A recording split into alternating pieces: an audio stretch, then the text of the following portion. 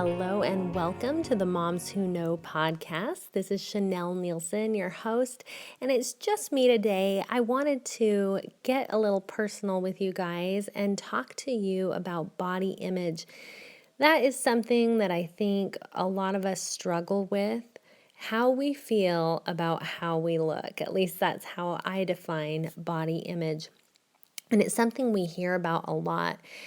I think part of the reason that we do hear about it and that it's such an issue is two things. First of all, we all know, we live in this culture of magazines that show perfection and photoshopping and airbrushing and movies. Everything that we see in the media shows us this unrealistic standard of beauty. And then another component is the reality TV thing where, we see judges all the time and we're actually taught to judge other people. And with social media, everybody is critiquing, right? We're all critics. Put those two things together, and I feel like that is the perfect storm for people to feel like they're constantly being judged as being not good enough.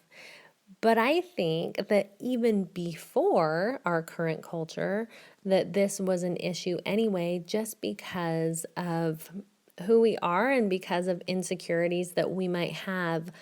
This was definitely a big issue for me and something that I have struggled with for a large part of my life. I am in a really good place right now, and I don't just mean I'm in a good place like I look good right now. I don't mean that. I mean I feel good. I feel good in my body, and I definitely wasn't always there before. This is kind of a sensitive topic for me to talk about, and I guess I'm feeling a little vulnerable putting it all out here like this, but I just wanted to talk about this today because I know it's a thing that a lot of people struggle with, and I kind of wanted to talk about my journey, the struggles that I've gone through, and then how I got to this place where I actually feel good in my body.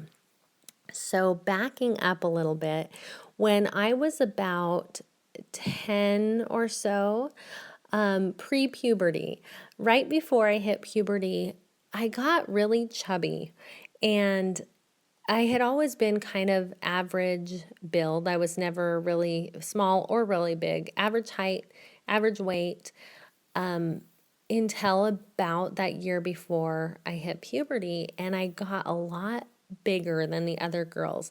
Now, by no means was I obese, but I was definitely chubby, and I was the kind of kid who thought everything out. I read a lot of books and I overthought things. I still probably do that, but anyway, I thought about everything and I looked around and the other girls didn't look like I did in my clothes, and I felt really uncomfortable in my body, and it started to really affect the way that I felt about myself.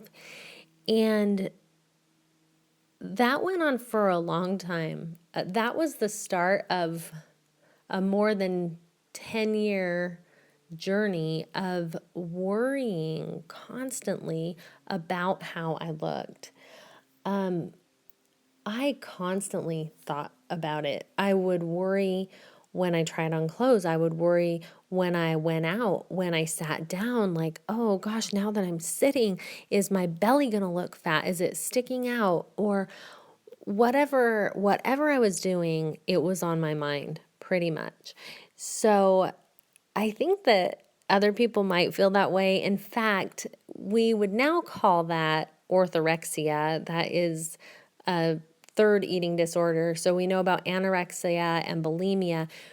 Orthorexia is just this fear around eating and around how you look and just this constant worry. And I always say, well, I didn't have an eating disorder. I had disordered eating. But if you're going to count orthorexia as an eating disorder, then I had that one. Disordered eating, though, I had that for sure. I couldn't just eat. eating became so much more than eating to me. And that really escalated in high school. I had a close friend who had the same issue. She was a beautiful ballerina, actually, but she just felt like she wasn't thin enough, and she got some family pressures and things to be thinner. And so we would egg each other on. We would have competitions who could eat the least for the next 2 weeks, or we'll eat one food like cucumbers and we'll see who breaks the first and eat something else besides that. So, yeah, terrible, horrible things I'm embarrassed to admit to now. Plenty of fad diets. Cabbage soup diet might ring a bell. Some of you might have tried that one. Other things, whatever I could do. And I didn't know anything about nutrition. I would also ask my mom to buy me lean cuisines because, right, it has lean in the name. So if you eat it, you're totally going to get skinny. So I would eat a lot of those because I was worried about the number of calories in my food. I would count calories. I would do all kinds of stuff. But if you've ever tried dieting, it doesn't last forever. You can only eat cucumbers every day for so long before you're malnourished and starving. And so eventually I would go back to eating. And over these years, and this was more than just high school because this maybe I got a little smarter about how I did things. Maybe not. But I still was in a cycle of on a diet or off a diet. And as I got older, in fact, the thing that changed it for me, the very first thing was a book that I read, and I got to this book accidentally. It wasn't what I was looking for. I was in Target. I was about 19 years old, and I was looking for a new diet book. Like, okay, I'm ready for the next thing. What can I do now to be skinny? And there was a book there called The 10 Habits of Naturally Slim People and How to Make Them a Part of Your Life. And I thought, oh, well, that looks good. And so I got it and I read it. And what it was about was basically just living life and eating what you're hungry for, listening to your body, intuitive eating, basically. You've probably heard of that. That's kind of what this book was about. It's out of print now, but if this is something you struggle with, I do recommend that book. I think it's wonderful. There's lots of good stuff in there. The 10 Habits of Naturally Healthy People, or Naturally Slim People. So when I read that book, my thought, I was so entrenched in this diet mentality. I'll tell you what I thought. I read it and I thought, that's awesome. I'll do a diet and I'll get really skinny and then I'll live like a naturally thin person. I'll do that after I'm thin. Well, that's not the point. Like, I kind of missed the point there, and that's what I did. I lost weight, and then I tried to put some of these principles into practice, but I still was on this cycle of being on a diet or off a diet. And the biggest problem to me with that cycle is what it does to you mentally.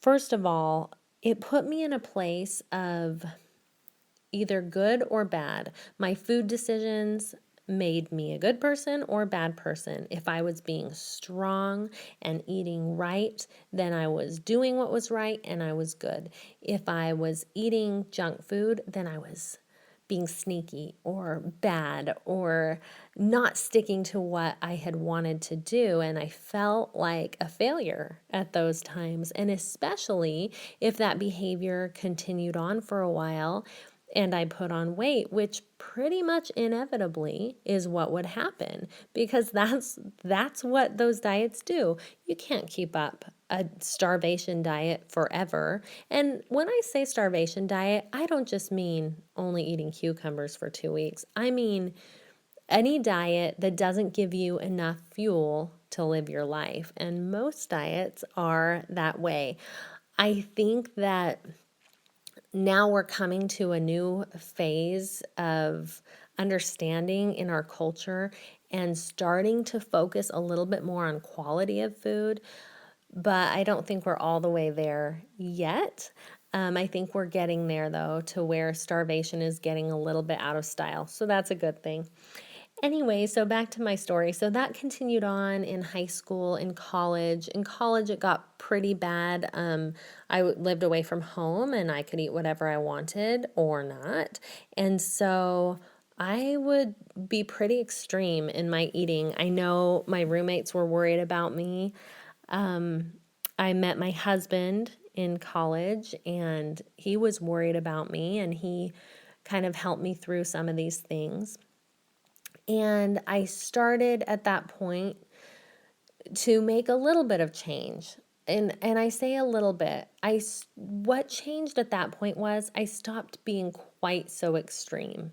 So if I wanted to lose weight, I would still diet, but it wouldn't be like eat as little as you can, try to get by on a couple hundred calories a day. I learned a little more about nutrition and came to realize that that's not going to do my body any good and it's not sustainable and, it's not something you want to be doing. So I started, for lack of a better phrase, dieting a little bit smarter, but only a little bit.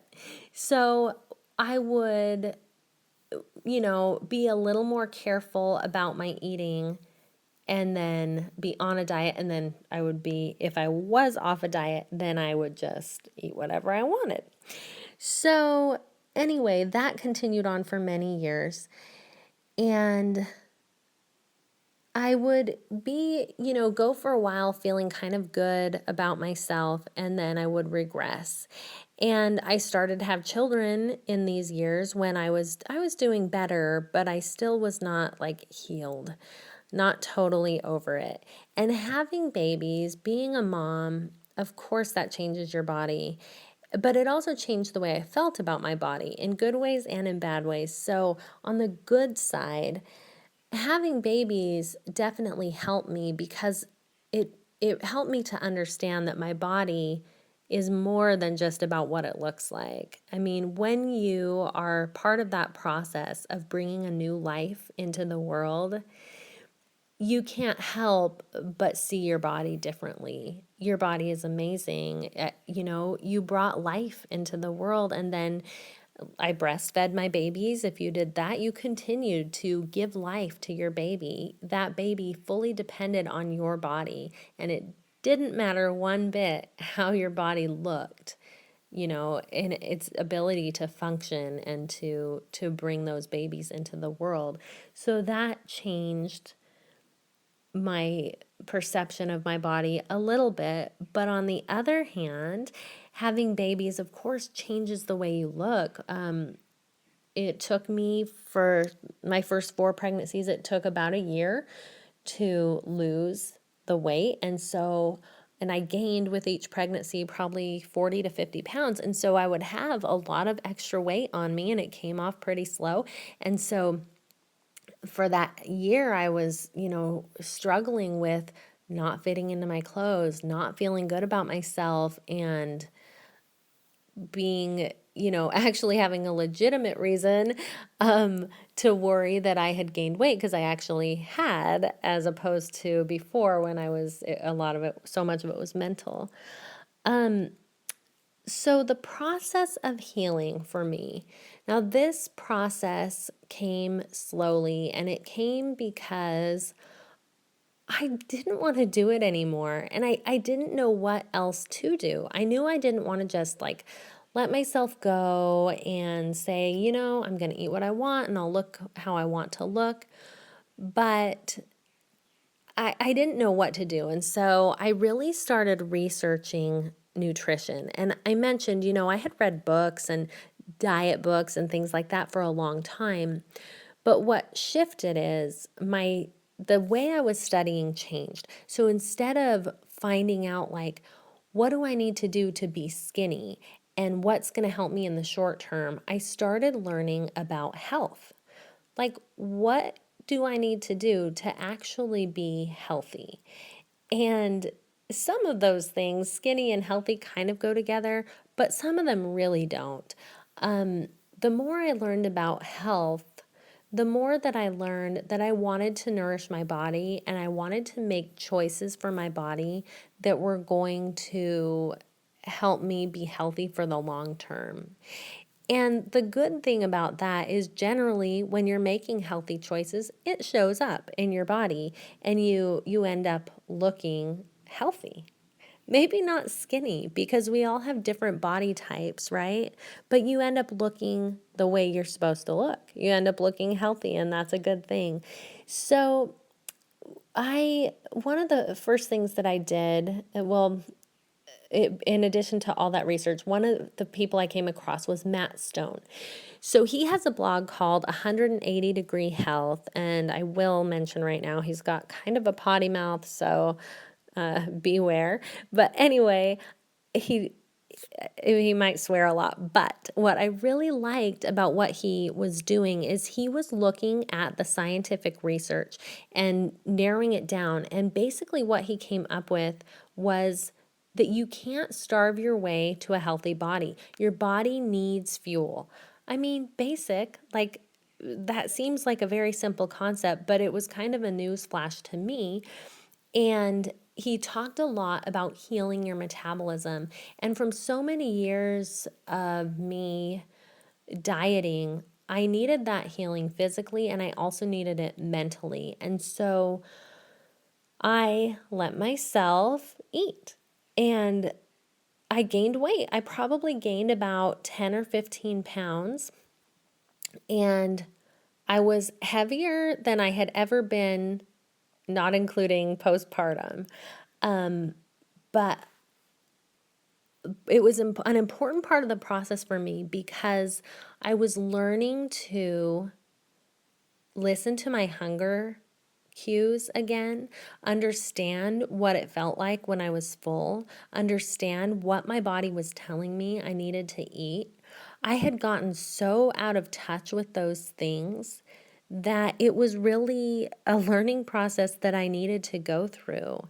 And in Matt Stone's work, a lot of times what will happen is he'll tell about these people who do this process and they learn to eat. And there are other people besides him. Intuitive eating is a movement that goes kind of along these same lines.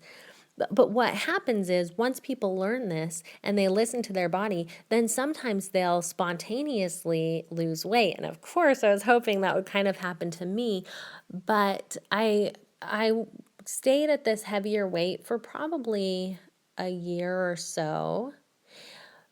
But what happened mentally was awesome. I got okay with where I was. Even though I was heavier than I had ever been, I liked myself more, my physical self, than I ever had before. And that was huge.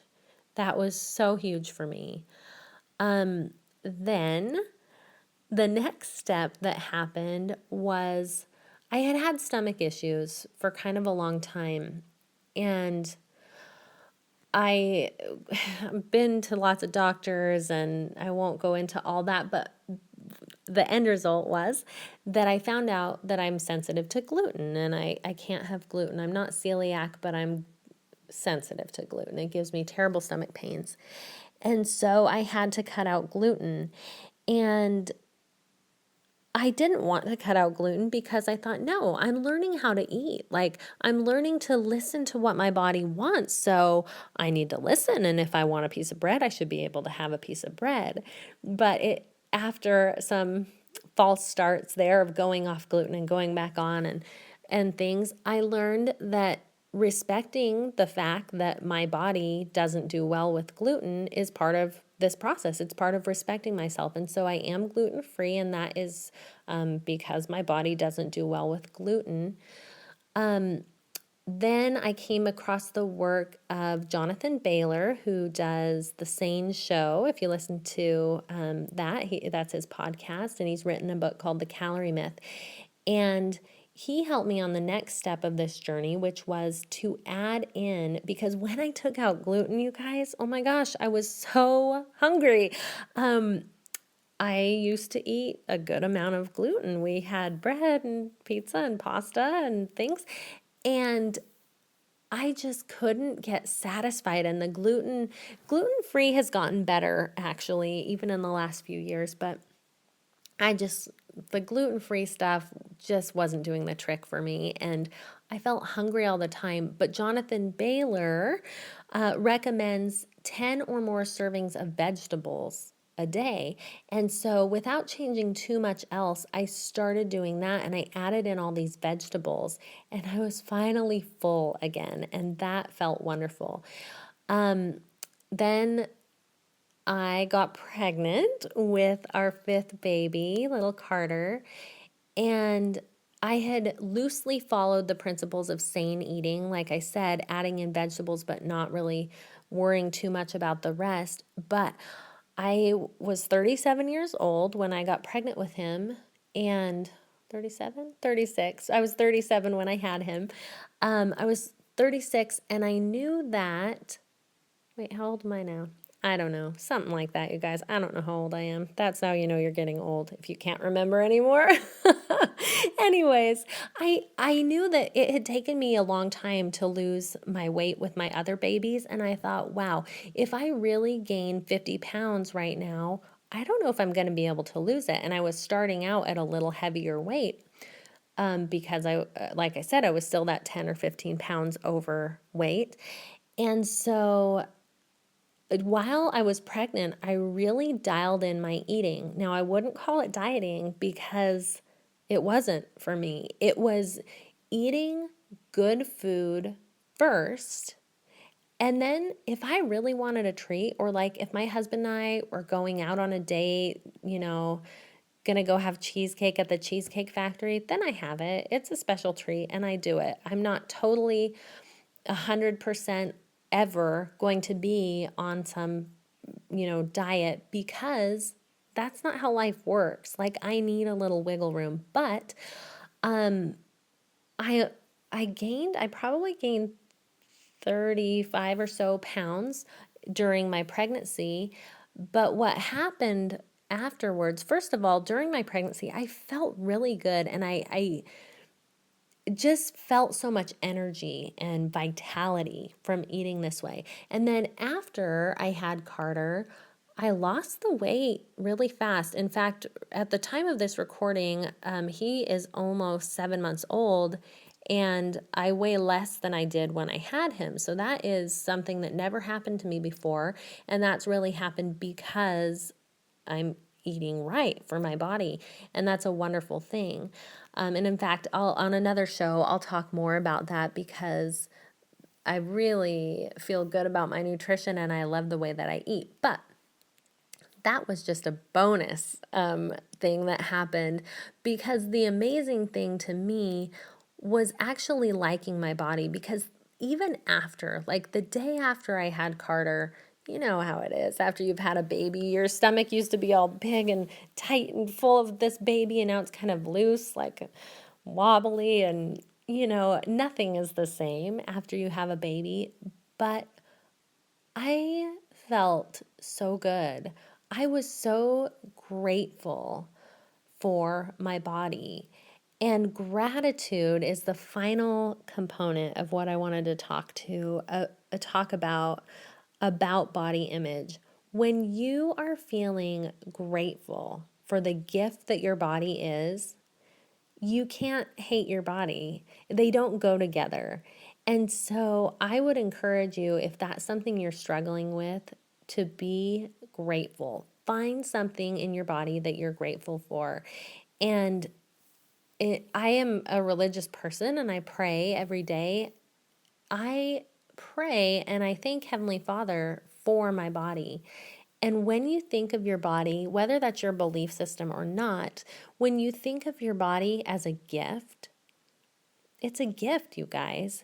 And when you choose to be grateful for that gift, you can't look in the mirror all the time and think about how horrible it is if you're thinking of how glad you are to have it. And so that is my big thing on body image, is that I've been able to change how I feel about how I look, not so much because my body changed, It kind of has, but that was a product of me taking care of my body and me respecting my body and loving myself enough to do those things. So I am grateful for my body. It's not going to be on any magazine cover, and it's not the world's idea of perfection, but it's mine because it's imperfectly perfect. This body, I've done the best I can with it, and I'm super grateful for it. And so I just want to close with that. Be grateful. We have all been given the gift of having a body. See it as a gift. Be grateful. Choose to have that positive body image. And I'll see you next time on Moms Who Know.